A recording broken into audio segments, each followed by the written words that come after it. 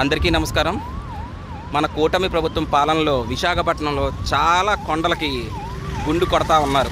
అందులో భాగంగా మన విశాఖపట్నం ఉత్తరాంధ్రుల ఇలవేల్పోయిన వరాహ లక్ష్మీ నరసింహస్వామి కొలువైన సింహాచలం పుణ్యక్షేత్రం తాలూకా కొండకు కూడా గుండు కొట్టడం స్టార్ట్ చేశారు. ఒక్కసారి చూడండి.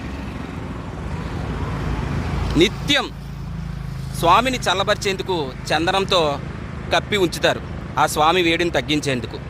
అలాంటి స్వామి కొండకే మరింత వేడిని పుట్టించే డేటా సెంటర్ నిర్మాణం కొరకు ఇక్కడ ఈ కొండకైతే ఇలా గుండు కొడుతున్నారు. ఇది ఎంతవరకు కరెక్టు?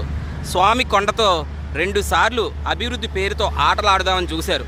ఇగో మనం చూస్తున్నాం, ఇక్కడి నుంచి అవతల పక్క నరసింహానగర్కు టర్నల్ పెట్టి రహదారి ఏర్పాటు చేద్దామంటే మధ్యలోనే ఆగిపోయిన సంఘటన తెలుసు.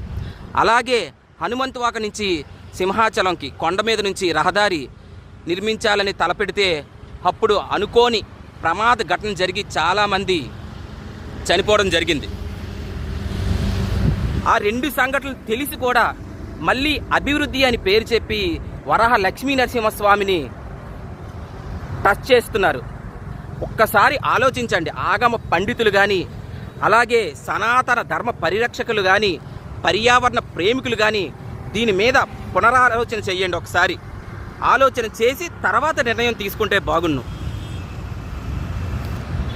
ఎందుకంటే ఎన్నో దశాబ్దాల చరిత్ర నుంచి వరాహ లక్ష్మీ నరసింహస్వామిని చల్లబరిచేందుకు నిత్యం సంవత్సరం పొడవున చందనంతోనే కప్పిపుచ్చుతారు.